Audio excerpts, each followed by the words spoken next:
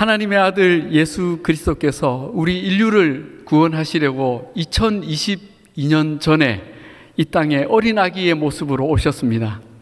역사는 그 탄생을 기점으로 AD와 BC와 AD로 나뉘고 새로운 역사가 시작되었습니다. 온 세계는 이날을 기념하여 성탄절을 지키며 서로 축하하고 축복하는 기쁨을 나눕니다. 그러나 이날은 단순히 우리의 즐거움과 기쁨만을 위한 휴일이 아닙니다.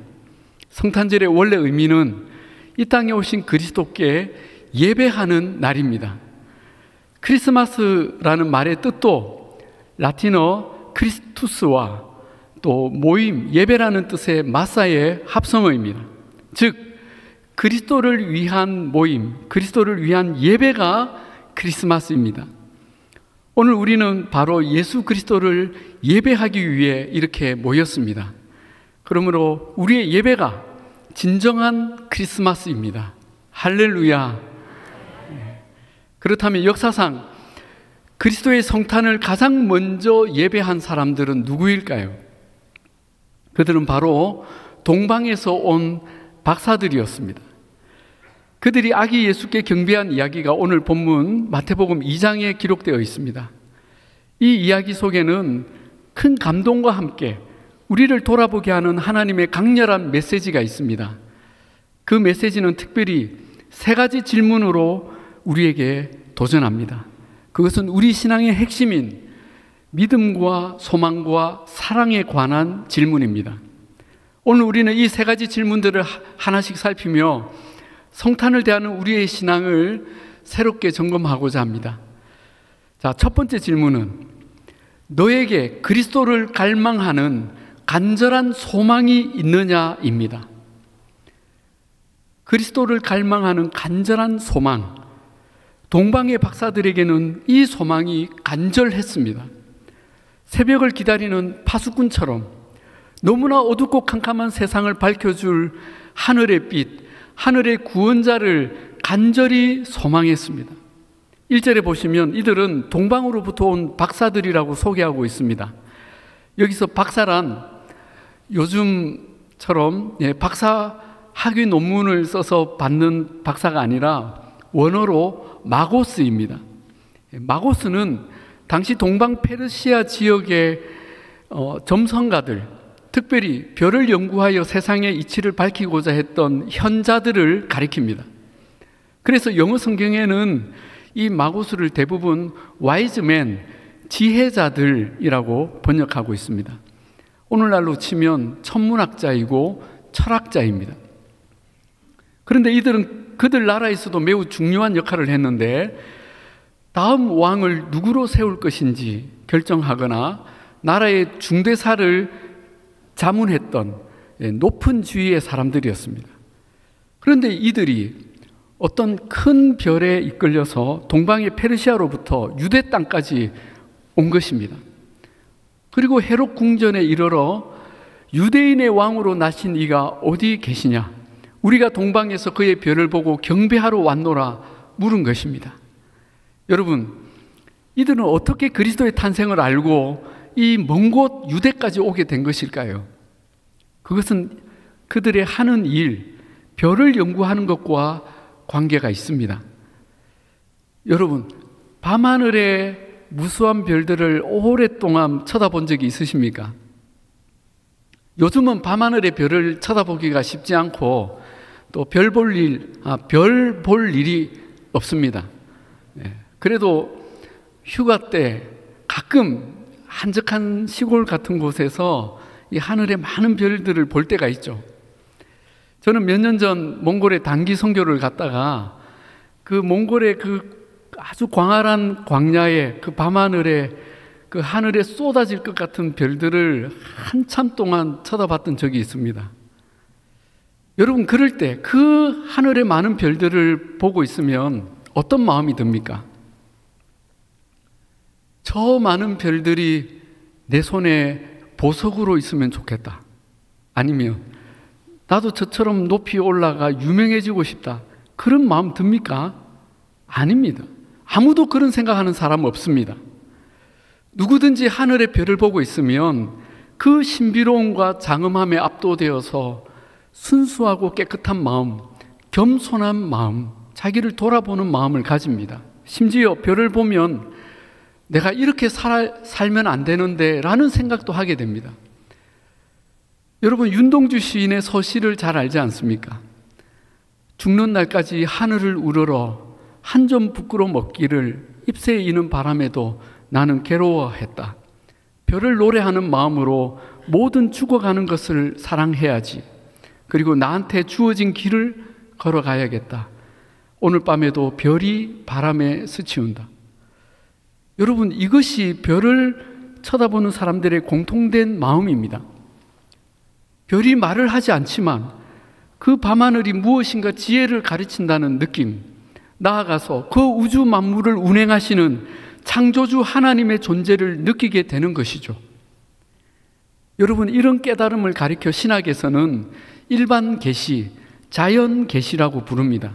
즉, 하나님이 창조하신 만물을 통해 하나님의 존재와 능력과 지혜를 깨닫는 것입니다.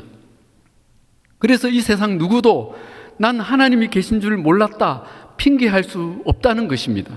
로마서 1장 20절에 창세로부터 그의 영원하신 신성과 능력이 그가 만드신 만물에 분명히 보여 알려졌나니 그러므로 그들이 핑계하지 못할지니라 하셨습니다. 이 박사들은 비록 이방인 지혜자였지만 밤하늘의 별을 보며 이 혼탁한 세상을 구원할 진리와 지혜를 구했던 것입니다. 그것이 그들의 일이었습니다. 거짓과 술수, 범죄와 전쟁으로 썩어가고 냄새나는 이 세상, 소망 없고 캄캄한 이 세상을 구원할 만왕의 왕을 이들은 밤하늘을 바라보며 하염없이 기다렸던 것입니다. 그러던 어느 날 그들은 마치 기도의 응답처럼 참으로 기이한 큰 별의 출현을 보게 된 것입니다. 그리고 그 별이 이 세상을 구원할 왕의 탄생을 알리는 징조임을 믿었습니다. 그 별은 그들에게 더 이상 자연 계시가 아닌 하나님의 특별 계시였던 것입니다. 그리고 그들은 별을 따라 길을 나섭니다. 그들이 세상의 구원자를 갈망했던 만큼 이 땅에 오신 그 왕을 만나 경배하는 일은 마땅하다 여겼습니다. 저는 이 대목을 묵상하면서 깊은 부끄러움을 느꼈습니다. 마치 하나님께서 저에게 이렇게 물으시는 것 같았습니다. 너에게는 이처럼 그리스도를 갈망하는 간절한 소망이 있느냐? 이처럼 그리스도를 갈망하는 소망이 있느냐?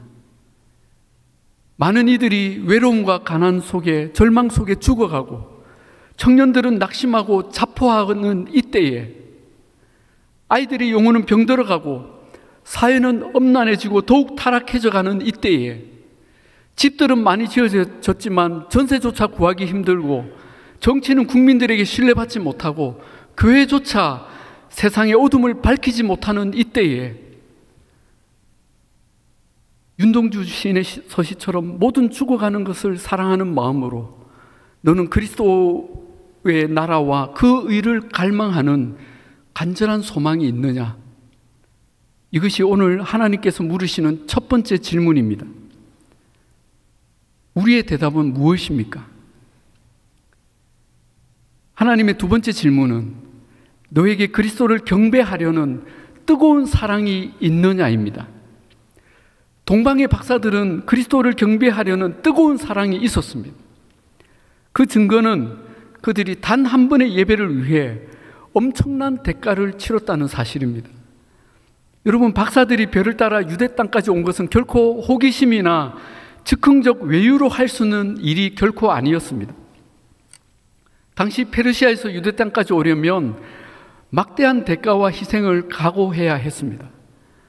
페르시아 수도에서 예루살렘까지 직선 거리만 800km입니다. 서울, 부산의 2배 거리죠. 그런데 제대로 된 길을 따라서 여행을 하려면 적어도 1500km 이상, 그 2배 이상이 또 필요합니다. 거기다가 뜨거운 태양과 들짐승의 위험, 도적과 강도의 위험 등을 고려하면 이 여행은 솔직히 목숨을 걸어야 하는 여행이었습니다. 그런데 이 여행의 목적이 무엇입니까? 예배입니다. 2절에 우리가 그에게 예배하러 왔노라 밝혔는데 그들은 정말 아기 예수를 찾아 딱 한 번 예배 드리고 돌아갔습니다. 여러분, 과연 이 한 번의 예배가 그만한 대가를 치를 가치가 있습니까? 그들은 마땅히 그러하다라고 대답할 것입니다. 요즘 많은 분들이 예배를 위해 힘들고 어려운 수고를 하려고 하지 않습니다. 코로나 이후로 집에서 영상으로 예배 드리는 것에 익숙해졌고 얼마나 편하고 좋은지 모릅니다. 통계에 의하면 코로나 이전에 비해 약 10% 이상의 성도들이 아직 돌아오지 않고 있다고 합니다. 물론 부득이 영상으로 예배 드릴 수밖에 없는 분들이 계십니다. 그러나 솔직히 우리가 점점 편하고 쉬운 예배를 추구한다는 것을 부인할 수 없을 것입니다. 날도 추운데 뭐하러 그렇게 시간과 물질을 써가며 힘들게 예배를 드려? 하나님은 어디나 계신데 온라인 예배 얼마나 좋아? 교회는 가끔 특별한 때만 가. 주일은 오늘도 있고 다음 주에도 있고 매주 있어. 성탄절은 해마다 있어. 여러분, 이런 유혹에 조금이라도 마음을 주신다면 이 동방박사들의 예배는 얼마나 지나친 수고이고 가성비 떨어지는 낭비입니까? 게다가 그들이 아기 예수께 바친 예물도 황금과 유향과 모략인데, 여러분, 이것은 당시 일반인들은 구경조차 하기 힘들었던 아주 고가의 선물들입니다. 그냥 베네쪼고리 정도 선물하지 하는 생각이 들지 않겠습니까? 그런데 그들은 그런 헌신이나 수고를 조금도 아까워하지 않았습니다. 오히려 그들은 그 예배를 위한 여행 내내 기쁨의 마음으로 충만했습니다.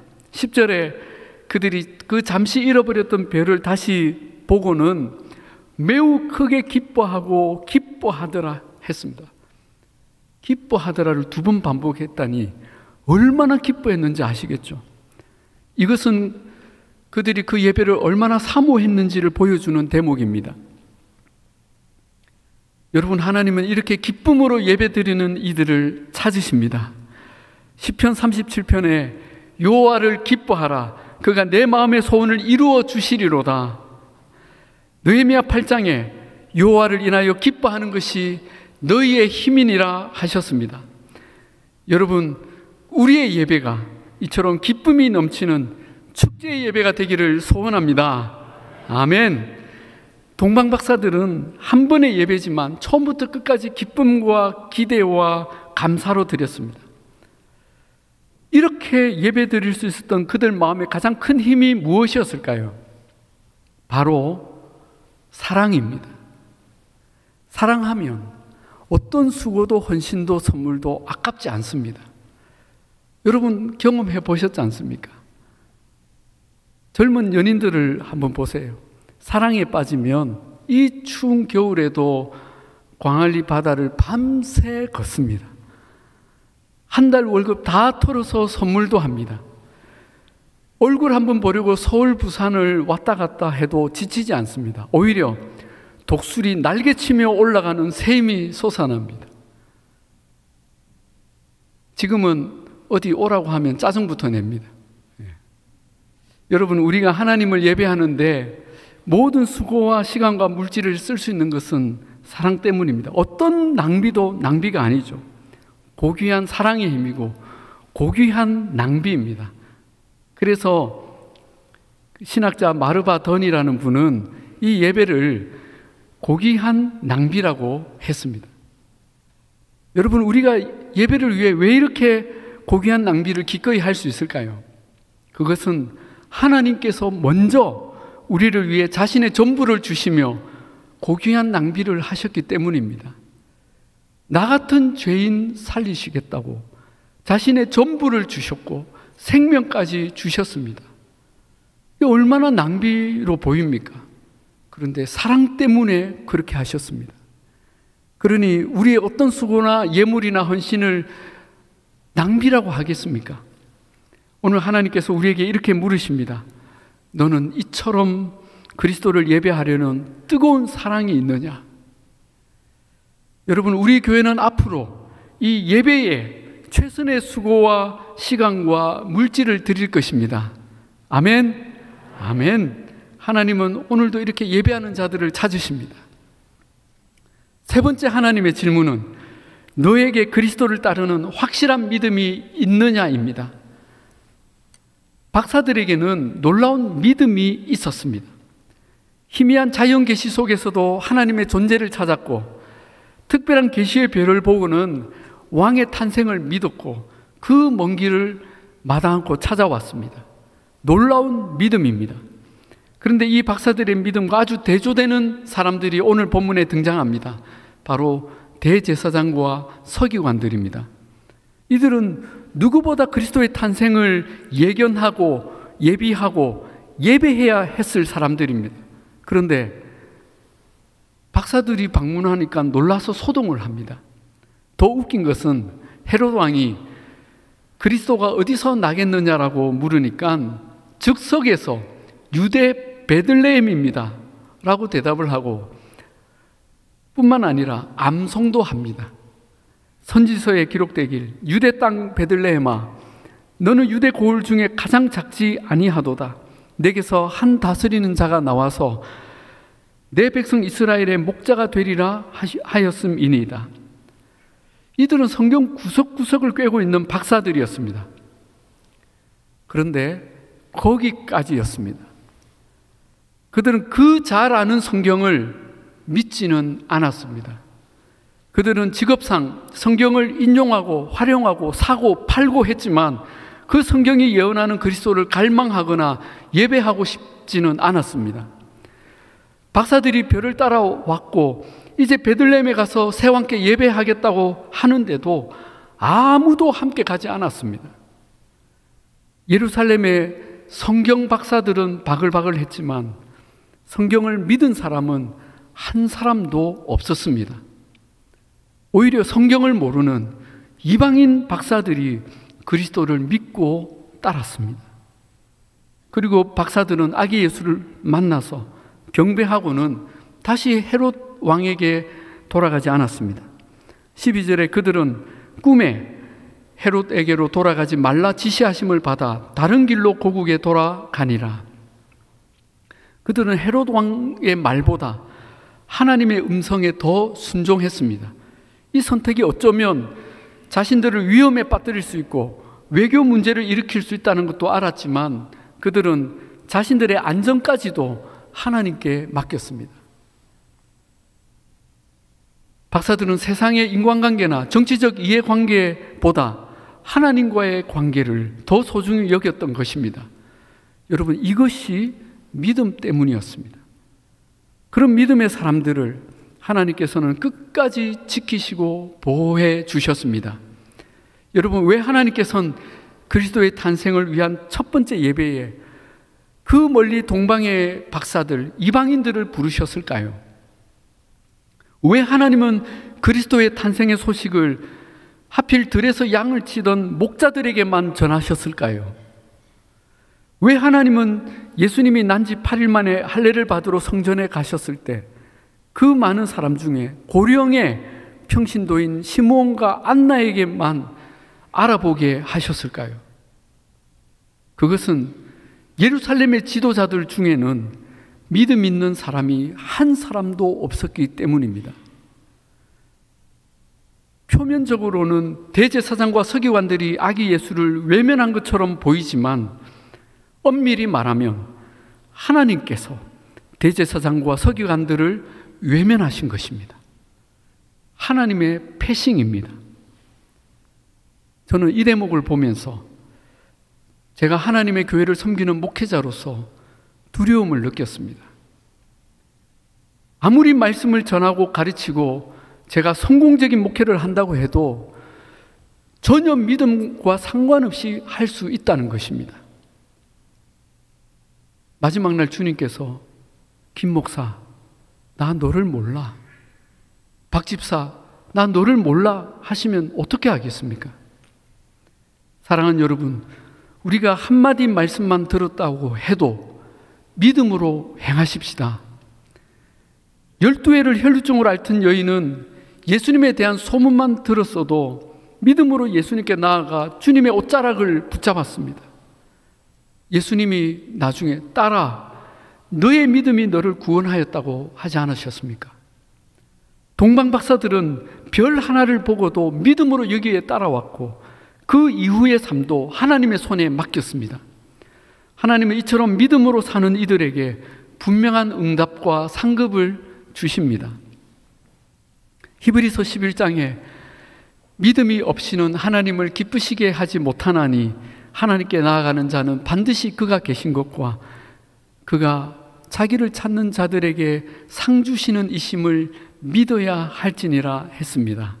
아멘. 우리가 다 주님을 믿음으로 따르며 상 받으시기를 축복합니다. 이제 말씀을 맺겠습니다. 오늘 너무나 복되고 기쁜 성탄절에 주님은 동방박사들의 이야기를 통해 믿음과 소망과 사랑의 메시지를 전하시며 세 가지 질문을 우리에게 주셨습니다. 너는 그리스도를 간절히 바라는 소망이 있느냐? 너는 그리스도를 예배하려는 뜨거운 사랑이 있느냐? 너는 그리스도를 따르려는 분명한 믿음이 있느냐? 이 질문 앞에 예, 그렇습니다. 주님을 소망하고 사랑하고 기다립니다. 따르겠습니다. 자신 있게 대답하는 복된 저와 여러분이 다 되시기를 우리 주님의 이름으로 축복합니다.